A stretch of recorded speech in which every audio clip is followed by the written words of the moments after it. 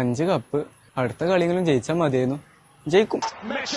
ഇന്നത്തെ കളി കണ്ടില്ലെങ്കിൽ ഞാൻ ഇന്നലെ നൈറ്റ് ഡ്യൂട്ടി ആയിരുന്നു. അതിൽ മെല്ലെ മുങ്ങി കളി കണ്ടു. മുതലായില്ലേ എന്താ കളി നോക്കി അന്ന ഇരിക്കി.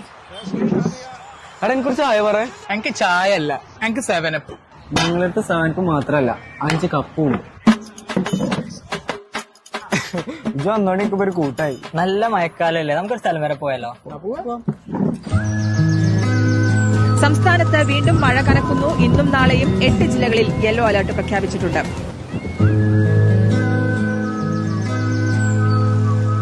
ഒറ്റപ്പെട്ട ഇടങ്ങളിൽ ഇടിമിന്നലോട് കൂടിയ മഴയ്ക്കും ശക്തമായ കാറ്റിനും സാധ്യതയുണ്ട്. കേരള ലക്ഷദ്വീപ് തീരങ്ങളിൽ ഇന്നും നാളെയും, കർണാടക തീരത്ത് 23 വരെയും നിഖിലേ വാടാ, നല്ല വ്യൂവാടാ.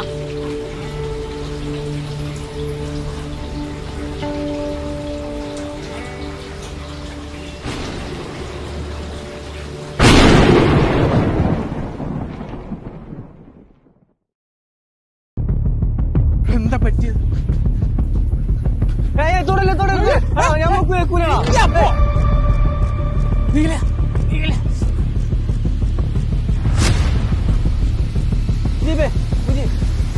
ആംബുലൻസിൽ വിളിക്കേ. റേഞ്ചും ഇല്ല.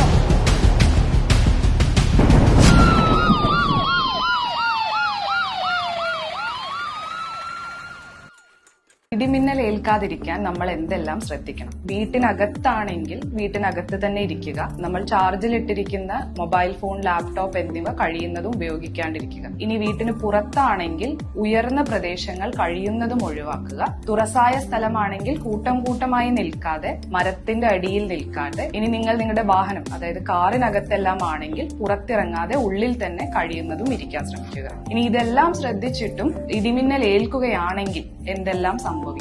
ഇടിമിന്നൽ ഏൽക്കുന്ന ഒരാൾക്ക് മില്യൺ കണക്കിന് വോൾട്ട് ശക്തിയുള്ള ഇലക്ട്രിക് കറന്റ് തന്നെയാണ് ശരീരത്തിന്റെ ഉൾപ്പെടെ പാസ് ചെയ്യുന്നത്. അതിനാൽ തന്നെ ഏറ്റവും സാരമായി ഹാർട്ടിനെ ബാധിക്കുന്നതിനാൽ ഹൃദയസ്തംഭനം നടക്കാവുന്നതാണ്. സാഹചര്യങ്ങൾ സുരക്ഷിതമാണെങ്കിൽ കൂടെയുള്ളവർക്ക് CPR തുടങ്ങിയുള്ള ബേസിക് ലൈഫ് സപ്പോർട്ട് ചെയ്താൽ ഗുണകരമായിരിക്കും. അതിലുപരി മസിൽ ഡാമേജും കിഡ്നിയുടെ ഡാമേജും ഇയറിനെയും നമ്മളുടെ കണ്ണിനെയും ബാധിക്കാൻ സാധ്യതയുണ്ട്. ഇതിലുപരി ഇടിമിന്നൽ ഏൽക്കുന്ന വ്യക്തിയെ മാനസികമായും ഇത് ബാധിക്കാം. ഇടിമിന്നൽ അപ്രതീക്ഷിതമായി നടക്കുന്ന ഒരു പ്രതിഭാസമായതിനാൽ ആരെയും കുറ്റപ്പെടുത്തേണ്ട സാഹചര്യമല്ല.